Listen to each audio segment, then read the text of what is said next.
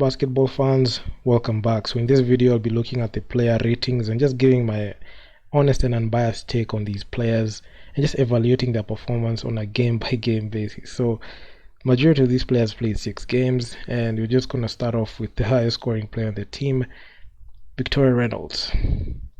So Victoria Reynolds, she averaged 20 points per game, 4.7 rebounds and 4.7 assists. So she was one of the best players that KPA had, KPA had in the roster. She averaged a total of 30 minutes per game, so she was given like the offensive load in the game. So not much to say about her, because at least her performances were not as wishy-washy as the other players we're gonna look at. But looking at even like the last game that she played, because when I look at the last game that KPA played, that I've just come off from watching, this game is Sporting in the finals. This is one of those games that were just very much eye-opening. So let me just go up here in the box score and just check her out. So we're gonna start with her. Just wait for that to load, and voila. Alright, so you could see in this game she had 12 points, 54% shooting from the field.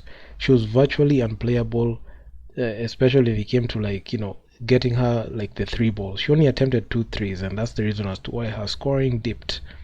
And she relied in like drives, and I can just say she just got mentally broken there and just mentally tired. She couldn't handle the pressure, and that's the reason as to why we got her this performance. Same case to even the other players who were playing.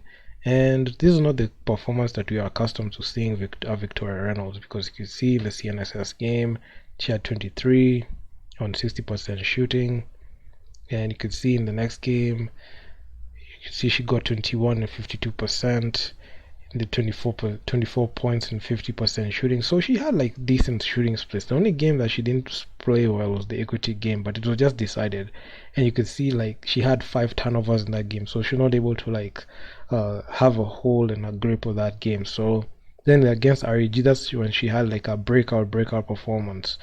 26 points, 62% shooting from the field, 5 assists, and you could see she had a plus minus for +7. So this was actually one of the best games that she played, and she played against Sporting.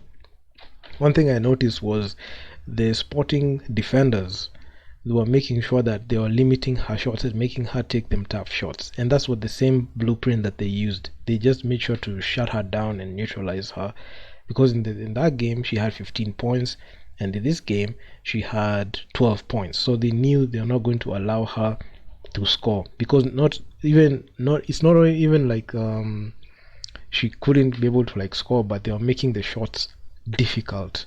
They're making her to be much more of a facilitator, which didn't go her favor, because she only had 4 assists. She had a turnover in there, and she got she was not like, there's this possession where she got blocked when she was attempting the 3, so she was just down bad.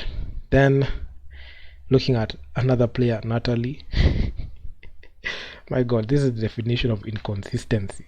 8.7 points, 5.7 rebounds, 7.6 assists. Now look at her performance against CNSS. She had 8 points on 33% shooting. This is not a scorer by any means. She leads the team in turnovers per game. Then the next game, 6 points, 3 of 10. 3 of 3 on 2-point land, 0 for 7. I mean, you should just give her the shot, stop shooting the damn ball award at this point, because she was just atrocious. And 5, even if she had 8 assists, she had 5 turnovers. She just had 5 turnovers in there. There's no game that she has recorded less than 3 turnovers. All of them have been 3 turnovers and above. So she has been abysmal, especially when it comes to taking care of the basketball, and her decision making is very, very poor. And I know like this one game tries to hide everything, but in that game, even with that 26 points and 50% shooting, in that 13 assists, she had 10 turnovers. And even mentioned in a video, she averaged a triple-double of 26 points, 13 assists and 10 turnovers. She was actually 1 rebound shy from a quadruple double, because if she had that, she would have had 26 points, 10 rebounds, 13 assists, and 10 turnovers. But she had a triple double of her own with 10 turnovers, so there's that. But you could see even in the equity game, she doesn't even look to score the basketball. This is a player that doesn't even want to take a shot. Her shooting is pathetic, honestly. Look at how she's look at her shooting splits. 1 of 5, 3 of 11, 2 of 6, 9 of 18, 2 of 9. When it matters, she can't get the job done. This is not a player you can even give her, like, the free reign to shoot her threes. This game she attempted 7 threes, couldn't make any. She's 1 of 4, 0 for 7, 1 for 3, 3 of 10, 8 of 15. This was the only game that she shot the 3 well, and it was only one game, and that's that. And she had nothing else. And you can see in this game against Sporting, she was just virtually unplayable. Her decision making was poor. She had 4 turnovers. She actually recorded the lowest assist number. She had more turnovers than assists in the game. And this is the same thing that even in the first time she played Sporting, this is the same performance that she had. The Sporting team knew that they needed to limit her assists, and they did that. And if you look at even the Sporting game, 23 minutes, 9 points, 3 of 11 shooting, 5 rebounds, 2 assists, 4 turnovers. It's the same start line. 16 minutes played, 5 points, 2 of 9 shooting from the field, 5 rebounds, 2 assists, 4 turnovers. So virtually nothing. She actually did nothing in the game, and she's not that player that even if you plug her in any other team, she can never stand out anywhere. It's not even saying that because of anything, but looking at her stats, this is not a player that you can even trust to be the number 1 point guard. She's a bench player at best.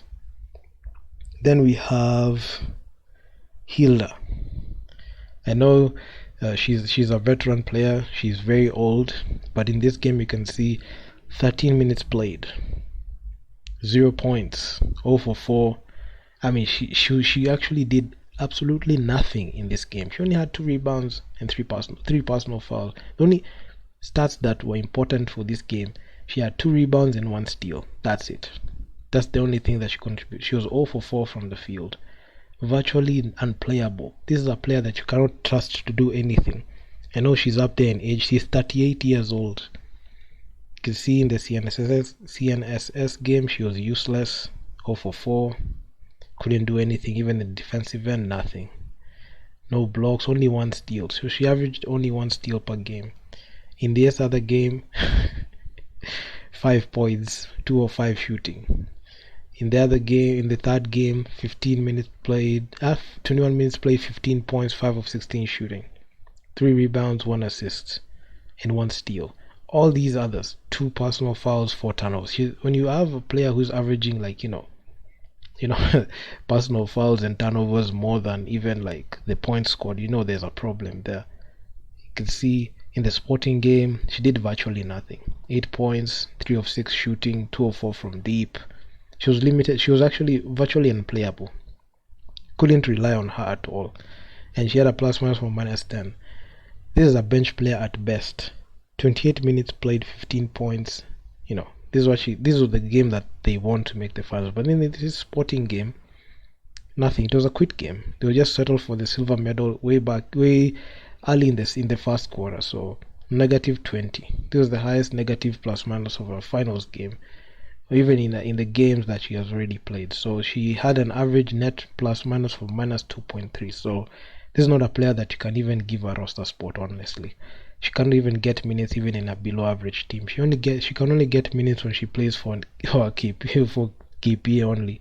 I don't think any other player can be even looking at her as a player that they can seriously go for.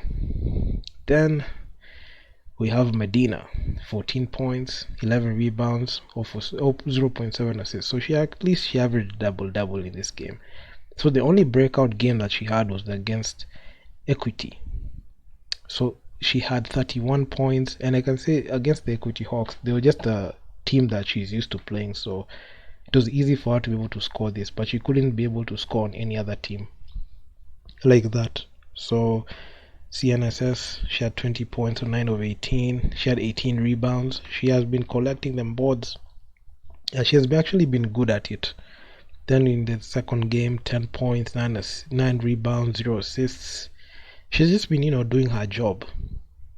But her lack of footwork is the reason as to why she was not able to adjust appropriately for any Sporting matchup. Because you can see in this one, Sporting knew how to defend her, and they made sure to make her the most inefficient. And you can see in this game she had a plus minus from -20, and even in this one she had a plus minus from -37. So they knew what game plan they had to take her out. And this even draws back to even last year, Sporting matching up with the KPA, and that's when they knew and discovered the blueprint on how to take her out easily. Then she had like that performance today: 11 points, 40% shooting, 4 of 10, and she had actually the negative plus minus, the greatest negative plus minus of the team. Then we got Aminata. This is actually her breakout game. She didn't have a breakout game until this one, until in the finals, because she was just really struggling to get her rhythm in there. Because in the first one she has 6, 1 of 3, 0 for 8, 1 of 5. She was just shooting. She was just shooting free throws. So she shot free throws only. Like in the Sporting game, she was limited to 7. She was very inconsistent. She played well in zone 5, but this one she was not able to like get into the rhythm of the game. So yeah, but in this Sporting matchup she was able to like do at least something, because there's no production coming from the other players, and this was her breakout game. And she did, and she just went ahead to do some couple of things. So overall, Aminata didn't have like that of a breakout performance in that game, in that whole tournament, but it is what it is. So moving on. Then we've got Antoine Bannister. I really don't even have to mention a lot here, because there's nothing to look at here. I feel like she was a waste of a roster spot, honestly. She hails from the US, but I don't even know why KPA got her, because this player was the most abysmal of the whole lot. You could see 3 points, 1 of 1 shooting, 3 of 7, 0 for 1, 1 of 5. In the reg game, that was actually the game that KPA won to make the finals, she didn't even play. So this shows you that this is not a player that you can even rely on. I don't even know why KPA overhyped her coming into the roster. She was virtually unplayable. And that's just about it. I can say Natalie, I can rate her. I can rate Diana Shomia Pierre a 1 of 10. Natalie 1 of 10. Yvonne 1 of 10. Hilda 1 of 10. Becky, I can give her a 1 out of 10. Selena 1 out of 10. All of these players. Medina, I can say, because statistically I can give her a 4 out of 10. Rita, I can give her a 5, because I was not expecting her to I was not expecting like that much of an output on her side, but she was actually quite impressive. I can give her a 5. Belinda, I'll give her a 5 too, because both of Rita and Belinda did their jobs. Aminata, I can give her a 1. Victoria, I can give her a 7, only because she was just needed in this run and her scoring was very good.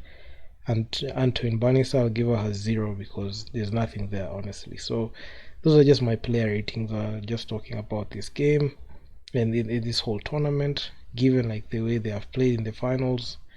It was just a coming out party for KPA, and they just lost it at the end. And I wouldn't expect anything different from this matchup. So if you guys like the video, make sure you leave your feedback down in the comments. If you're watching this on Instagram, follow me on Instagram, and if you're watching this on YouTube, subscribe to the channel. So yeah, man, I'm out. Peace.